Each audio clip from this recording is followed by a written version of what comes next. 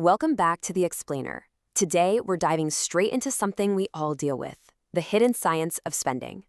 We're going to decode the invisible forces that literally empty our wallets, and more importantly, figure out how to rewire our brains to take that control back. Let's get right into it.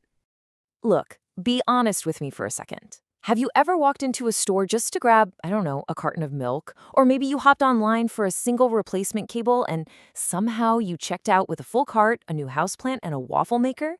Yeah, if you're nodding your head right now, do not worry. Disarm that guilt right away, because validating this universal struggle is step one. We are absolutely in this together, and as you'll see, the deck is completely stacked against us.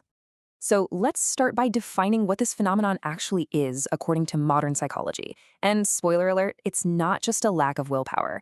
It's defined as a sudden, strong desire for immediate purchase. But notice it also involves this thing called a hedonic struggle.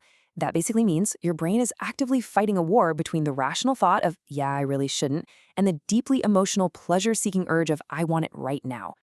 To put the massive scale of this struggle into perspective, get this. Recent academic research shows that impulse buying accounts for over 40% of the retail trade segment. 40%. That is absolutely wild. This isn't just some accidental side effect of shopping. It is a massive foundational pillar of the entire global consumer economy. And why is it so prevalent? Well, because retail therapy is rarely about the actual item you're taking home. It's almost always about managing an emotion.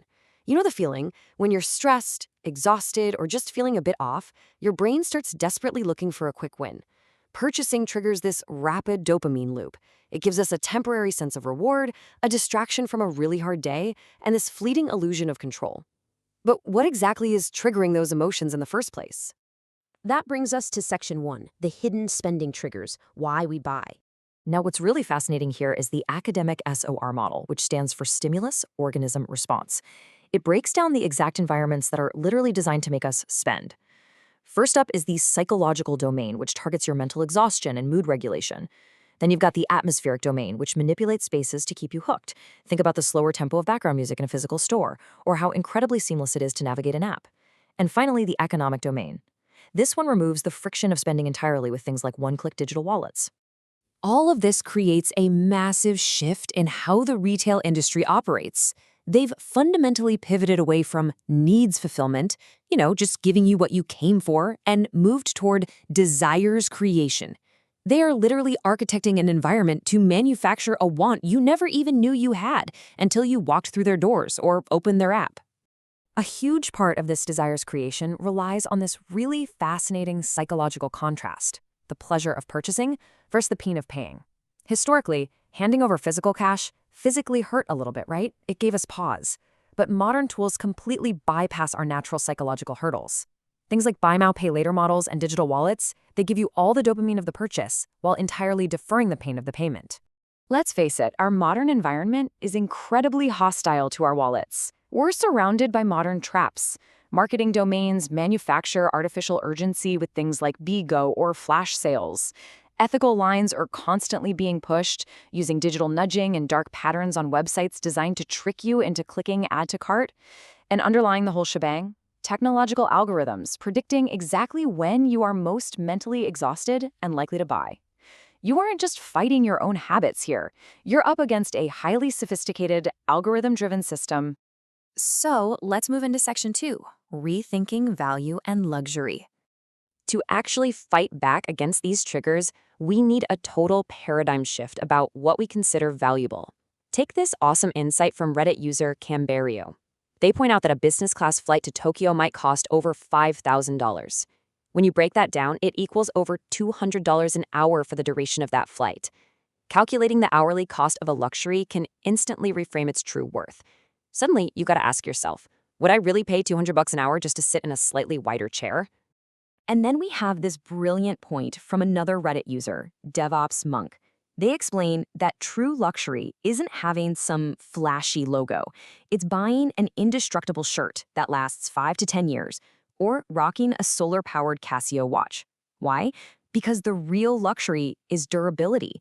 It's the time and mental bandwidth you save by never having to worry about replacing those items or spending extra time just telling time. So the absolutely crucial point here is distinguishing between these two concepts. Vanity luxury versus functional luxury. Vanity luxury exists mostly just to show off wealth to others. Functional luxury, on the flip side, is money spent to tangibly improve your comfort, buy back your precious time, or eliminate some kind of daily friction. Now, don't get the wrong idea here. Intentional spending definitely doesn't mean having zero fun. As Reddit user _Nemenine points out, they'd love to fly first class, but they skip it so they can absolutely blow $400 a person on a highly anticipated restaurant experience next month. Intentional spending means ruthlessly cutting those vanity expenses so you can generously fund the experiences that actually bring you deep, meaningful joy. Okay, Section 3, Rules for Intentional Spending. Now that we've exposed the traps and reframed luxury, let's equip you with some actionable rules to reclaim your wallet, starting with this 4-step emotional check from the experts at Money Africa. Since we know impulse buying is emotional, step 1 is to just name the emotion. Are you stressed, lonely, bored? Once you name it, step 2, pause for 10 minutes. Step 3, use that time to do a feel-controlled activity. Take a walk, call a friend, just something non-spending.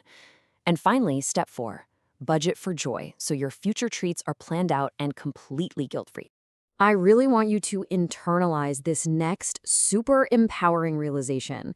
You don't have a spending problem. You have an emotional pattern. That's huge. Once you manage that underlying emotion without swiping your card, that overwhelming impulse to buy, it naturally just begins to fade away. Building on that idea of the pause, let's introduce a highly effective, ridiculously simple trick, the 24-hour rule. Whenever you're tempted to buy a non-essential item, force yourself to wait a full 24 hours. This deliberate pause brutally interrupts that dopamine cycle of instant checkouts. It allows the emotional rush to fade out so logic can actually step back into the driver's seat. And the financial impact of this single rule is staggering.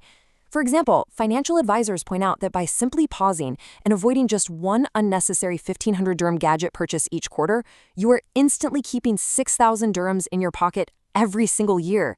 Let's look at the long-term mathematical payoff of that. If you take that saved 6,000 dirhams in year 1 and actually invest it rather than letting it sit in a drawer as unused tech, well, by year 3, that consistent investing begins to snowball. And by year 5, at a conservative 6% annual return, your portfolio grows to over 34,000 dirhams. Small, daily 24-hour pauses literally translate into massive, long-term wealth building. To wrap this explainer up, here is your rapid-fire actionable playbook. You can implement these the moment this is over. Set a strict discretionary budget using cash or prepaid cards. Write a shopping list and stick to it strictly, no deviations. Go to your favorite websites right now and remove your saved payment details to add that friction back into buying. And finally, actively adopt a delayed gratification mindset. I want to leave you with this powerful, lingering question to ask yourself the very next time you have a product in your hand or hovering in your digital cart. Ask yourself, do I really need this, or am I just caught in the moment? Let that question empower you. You know the science now, you see the traps, and you've got the tools to master your own psychology. Thanks for joining me on this explainer, and here's to happy, intentional saving.